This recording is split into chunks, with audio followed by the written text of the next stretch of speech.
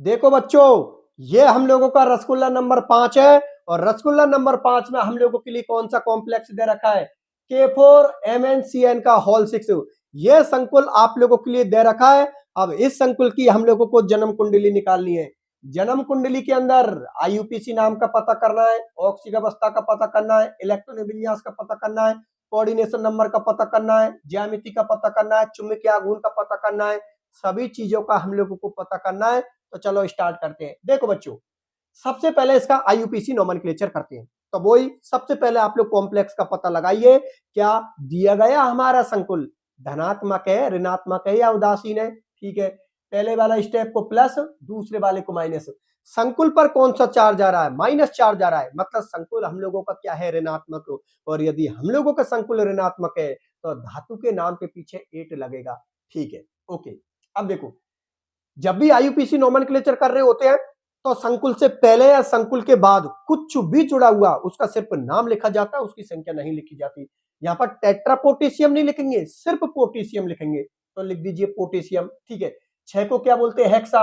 Hexa. CN को क्या बोलते हैं? साइनो।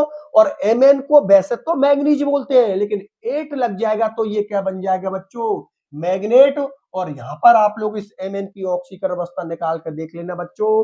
प्लस के 2 इसकी ऑक्सीक अवस्था निकलेगी। आप लोग फॉर्मूले से इसकी ऑक्सीक अवस्था निकाल के देख लेना। ठीक है ना?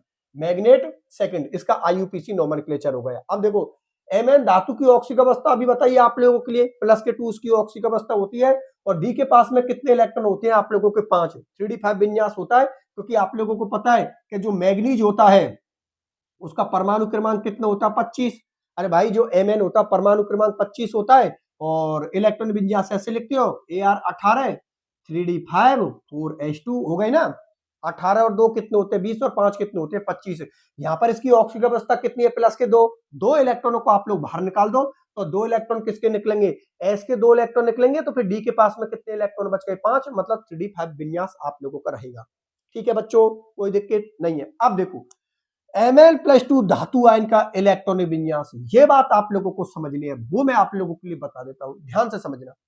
देखो बच्चों, आप लोगों को पता है इस Mn धातु के साथ 6 लिगेंड जुड़े हैं, 6 Cn लिगेंड आप लोगों के जुड़े हैं। और हम लोग अच्छी तरीका से जानते हैं कि Cn एक प्रबल लिगेंड होता है। और प्रबल लिगेंड धातु की जो डी कक्षक है उनको ज्यादा प्रतिकर्षित करेंगे। ज्यादा प्रतिकर्षित करेंगे तो T2G और Eg का जो ऊर्जा अंतराल है वो क्या रहेगा? ज्यादा। और निम्न चक्रण संकुल बनेगा, क्योंकि T2G निम्न ऊर्जा स्तर की होती है और Eg उच्च ऊर्जा स्तर की होती है। देखो, मैं आप लोगों के लिए बता देता हूं, यहां पर अष्टफलकीय संकुल होगा क्योंकि 6 लिगेंड है। तो यहां पर T2G निम्न ऊर्जा स्तर की हो गई और बच्चों ये Eg आप लोगों की उच्च ऊर्जा स्तर की हो गई। अब मुझे कितने इलेक्ट्रॉन भरने हैं? 5 इलेक्ट्रॉन भरने हैं। निम्न चक्रण संकुल बनेगा। 1 2 3 भर दिए। 3 4 और 5। बात समझ में आ गई ना? अरे भाई बिल्कुल सही बात है। ये कितने हैं आप लोगों के? ये प्रबल लिगेंड है। T2G और Eg का ऊर्जा अंतराल क्या होगा आप लोगों को? ज्यादा। ये कौन सी कक्षक है? Eg कक्षक है। अब देखो, निम्न चक्रण संकुल बनेगा, 5 इलेक्ट्रॉन भरने। तो 1 2 3। अब जो चौथा इलेक्ट्रॉन है वो नीचे वाली कक्षक में जाएगा, क्योंकि T2G और Eg का जो ऊर्जा अंतराल है वो क्या है? ज्यादा। तो चौथे इलेक्ट्रॉन को इतनी ऊर्जा नहीं मिल पाती कि वो ऊपर की तरफ चला जाए। चौथा भी नीचे जाएगा, पांचवा भी आप लोगों का नीचे जाएगा। तो गौर से देखिए, T2G के पास कितने इलेक्ट्रॉन है आप लोगों के? 5। और Eg के पास कितने इलेक्ट्रॉन है आप लोगों का? 0। बात समझ में आ गई बच्चों? चलो ठीक है। अब देखो, इस धातु की जो उपसहसंयोजन संख्या, अर्थात इस धातु का जो कोऑर्डिनेशन नंबर है वो कितना है आप लोगों का? 6। बिल्कुल सही बात है। अरे सही है, धातु के साथ जितने लिगेंड जुड़े होते हैं वही तो उसका कोऑर्डिनेशन नंबर होता है। तो कितना होता है? इसका 6 होता है। तो 6 लिख दीजिए यार, क्या दिक्कत है इसमें? 6 लिख दिया। ठीक है, संकुल की ज्यामिति, अरे भाई जिसका उपसहसंयोजक संख्या कोऑर्डिनेशन नंबर 6 होता है उनकी आकृति क्या होती है? अष्टफलकीय होती है। ठीक है, अब संकुल का चुंबकीय आघूर्ण का मान निकालना है। चुंबकीय आघूर्ण के मान निकालने के लिए हम लोग क्या करेंगे? चुंबकीय आघूर्ण के मान को निकालने के लिए हम फॉर्मूला लगाएंगे, म्यू बराबर √NN+2 Bm। अब देखो, स्मॉल n का मान कितना आ रहा है? 1, क्योंकि एक अयुग्मित इलेक्ट्रॉन है आप लोगों के पास में। क्यों एक अयुग्मित इलेक्ट्रॉन है बच्चों? क्योंकि आप लोगों को पता है कि 5 इलेक्ट्रॉनों का यहां पर युग्मन हो गया। तो इस तरीका से एक अयुग्मित इलेक्ट्रॉन आपके पास में बचता है। तो अयुग्मित इलेक्ट्रॉनों की संख्या अर्थात स्मॉल n का मान कितना होगा आप लोगों का? 1। फॉर्मूले में वैल्यू रख दीजिए, √3 आता है। आप लोग अच्छी तरीका से जानते हो कि एक अयुग्मित इलेक्ट्रॉन होने पर चुंबकीय आघूर्ण के मान कितने आते हैं 1.73 बीएम, अर्थात √3 के मान कितने होंगे 1.73 बीएम। बात समझ में आ गई। इस तरीका से आप लोग इसको कर देना। संकरण निकालना चाहो तो संकरण निकाल देना, ठीक है ना, कोई भी दिक्कत नहीं है। इसका संकरण D2sp3 होता है, आप लोग आराम से निकाल लेना। संकरण निकालने का भी मैंने आप लोगों को इस तरीका बता रखा है।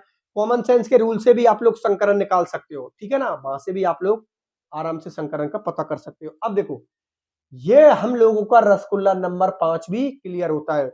रसगुल्ला नंबर 5 में जो संकुल दे रखा है उसका हमने आईयूपीएसी नाम बता दिया, उसकी ऑक्सीक अवस्था बता दी, इलेक्ट्रॉनिक विन्यास समझा दिया, कोऑर्डिनेशन नंबर समझा दिया, ज्यामिति समझा दी, चुंबकीय आघूर्ण आप लोगों के लिए समझा दिया। एग्जामिनर कहीं से भी कैसे भी क्वेश्चन पूछे, चाहे वो 4 नंबर का पूछे, 3 नंबर का पूछे, 2 नंबर का पूछे, 1 नंबर का पूछे, रिक्त स्थान पूछे या एवं वाला क्वेश्चन पूछे, या आप लोगों का कैसे भी क्वेश्चन पूछे, आपको कोई फर्क नहीं पड़ना चाहिए, क्योंकि इसकी पूरी जन्म कुंडली मैंने आप लोगों के सामने बता दी। बात समझ में आ गई बच्चों? और इस रसगुल्ले को लीजिए और खा जाइए।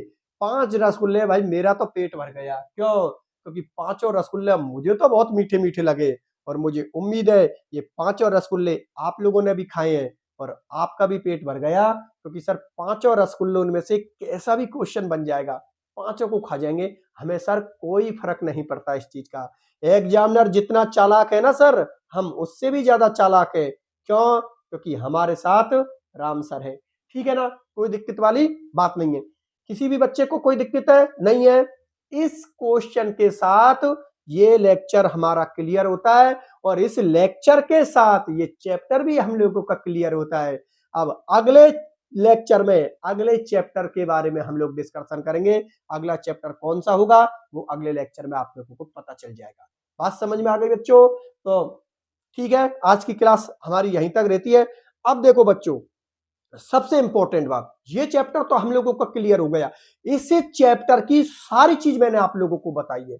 आप अपने सिलेबस से मिलान कर लेना बच्चों। कोई सी भी यूनिवर्सिटी का, मतलब कोई से भी बोर्ड का बच्चा हो, चाहे भारत में आप लोग राजस्थान से हो या यूपी से हो, एमपी से हो, बिहार से हो, झारखंड से हो, छत्तीसगढ़ से हो, आप लोग बच्चों कहीं से भी हो, हरियाणा से, पंजाब, भारत में कहीं से भी हो, आप लोगों को पता है बच्चों चीजें कभी चेंज नहीं होती। आप लोगों के सिलेबस में ये सारे टॉपिक दे रखे हैं। जो उप सह संयोजक यौगिक वाला जो आप लोगों का चैप्टर है, उसमें आप लोग मिलान कर लेना। मैंने एक लेक्चर से लेकर लास्ट जितने भी लेक्चर हैं, आप सब टॉपिकों को मिलान कर लेना। मैंने सारे टॉपिक करवाए हैं बच्चों जो आप लोगों के सिलेबस में दे रखे। अगर इसके बावजूद भी किसी के सिलेबस का कोई टॉपिक रह गया हो तो वो कमेंट सेक्शन में लिख देना, मैं उसको भी आप लोगों के लिए कंप्लीट करवा दूंगा, क्योंकि मैं किसी भी बच्चे का कैसा भी डाउट नहीं चाहता। किसी बच्चे को कोई भी प्रॉब्लम आती है, कमेंट सेक्शन में बच्चों लिख देना, मैं आप लोगों के लिए रिप्लाई दे दूंगा। और ये भी लिख दिया करो यार कि क्लास कैसी लगी। जब आप लोग लिखते हो तो हमारे लिए बहुत मैटर करती है यार, ठीक है ना। आप लोगों का एक एक लाइक, एक एक सब्सक्राइब और एक एक कमेंट बच्चों इतनी ज्यादा एनर्जी दे देता है कि काम करने का इतना मन करता है कि यार इन बच्चों के लिए पूरी जान लगा दूं मेरी, ठीक है ना यार। एक थोड़ा स्मार्ट बोर्ड नहीं है, क्योंकि देखो स्मार्ट बोर्ड का फायदा क्या होता है। स्मार्ट बोर्ड का ये फायदा होता है कि एक तो तरह तरह के मार्कर यूज कर सकते हो, तरह तरह के कलर यूज कर सकते हो। दूसरा, स्मार्ट बोर्ड में आप पीडीएफ लगा सकते हो, क्लियरिटी भी ज्यादा अच्छी आती है, सारी चीज बहुत अच्छी है। लेकिन यार क्या करें, अभी इतने रुपये नहीं है कि मैं स्मार्ट बोर्ड ला सकूं। आप लोगों का सहयोग सपोर्ट रहा, ठीक है ना, यूट्यूब से जो भी अर्निंग होगी सबसे पहले मैं स्मार्ट बोर्ड लेके आऊंगा सिर्फ आप लोगों के लिए, ठीक है ना। तो आप लोग मुझे सपोर्ट कीजिए। जितने भी आप लोगों के फ्रेंड है, सब फ्रेंडों के बीच में आप लोग इसको वीडियो को पहुंचाइए, ज्यादा से ज्यादा आप लोग सब्सक्राइब करवाइए, क्योंकि बच्चों आप हैं तो हमें, आपके बिना हमारा कोई अस्तित्व नहीं है। ये चैनल मेरा नहीं है बच्चों, ये चैनल आप सबका है। ये सब मिलकर इस चैनल को हम बड़ा बनाएंगे, और इस चैनल पर मैं आपसे वादा करता हूं यहाँ पर पूरा कोर्स आप लोगों के लिए फ्री करवाऊंगा, ठीक है ना। और जो बच्चे इनके पास में नोट्स नहीं है बच्चों, आप लोगों को प्ले स्टोर पर जाना है, वहां से राम चतुर्वेदी एकेडमी ऐप को डाउनलोड करना है। वहां पर दोनों मीडियम में नोट्स मिल जाएंगे, हिंदी मीडियम और इंग्लिश मीडियम में। मैं फिर बता देता हूं, भारत में आप लोग कहीं से भी बिलोंग करते हो, राजस्थान, यूपी, एमपी, बिहार, छत्तीसगढ़, झारखंड, हरियाणा, पंजाब, कहीं से भी हो बच्चों, सारे टॉपिक मैंने आप लोगों के लिए करवाए हैं। किसी भी बच्चे का कोई डाउट हो, कोई रह गया हो, फिर आप लोग मुझे बता सकते हो। सारे टॉपिक करवाए हैं। एनसीईआरटी की जो आप लोगों की बुक है उसमें जितने भी इंपॉर्टेंट एग्जाम्पल है जो थोड़े टफ लग रहे थे मुझे तुम्हारे हिसाब से, वो सारे मैंने एग्जाम्पल करवाए हैं। उसके अलावा जितने भी इंपॉर्टेंट क्वेश्चन है जो एनसीईआरटी बुक के अंदर चैप्टर कंप्लीट होने के बाद होते हैं, वो सारे इंपॉर्टेंट क्वेश्चन भी मैंने आप लोगों के लिए करवा दिए। अब एग्जामिनर पूछ ले यार कहां से पूछेगा, सारी चीजें हम लोगों के ऑन टिप्स में ऐसे क्लियर करके रखो कि जो भी चैप्टर क्लियर करो उसके पूरे नंबर फिक्स है, तब जाकर हमारे 100 में से 100 नंबर आएंगे, क्योंकि हमारा टारगेट तो वही है 100 में से 100 नंबर लाने हैं। क्यों? क्योंकि हमारे साथ राम सर है। ठीक है ना? तो इसलिए किसी भी बच्चे को कोई दिक्कत नहीं है, टेंशन मत करो, स्मार्ट बोर्ड भी लाएंगे, सारी चीजें होंगी। आपका आप साथ हो ना मेरे, तो मुझे कोई भी टेंशन की जरूरत नहीं है। आज ठीक है नॉर्मल बोर्ड पर पढ़ा रहे हैं, कोई दिक्कत नहीं है, जैसे आप बोर्ड है उस पर पढ़ा देते हैं। क्योंकि देखो पढ़ाने वाले को ये डिपेंड नहीं करता कि वो किस चीज पे पढ़ा रहा है। जिसको पढ़ाना आता है वो एक कॉपी के पन्ने पर भी समझा देगा, और जिसको पढ़ाना नहीं आता है उसके लिए कितना ही स्मार्ट बोर्ड लगा दीजिए, उससे तब भी पढ़ाना नहीं आएगा। ठीक है ना? तो मुझे उम्मीद है आप सभी बच्चों को बहुत अच्छी तरीका से समझ में आ रहा है।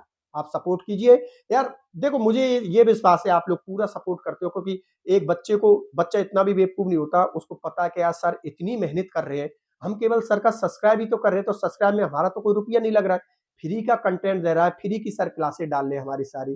तो इतना तो हम सर के लिए इतना तो सहयोग कर सकते हैं कि अपने फ्रेंडों के बीच में पहुंचा दे भाई, ज्यादा से ज्यादा शेयर कर दे, तो सर का भी भला हो जाएगा, सर का एक सब्सक्राइब बढ़ जाएगा।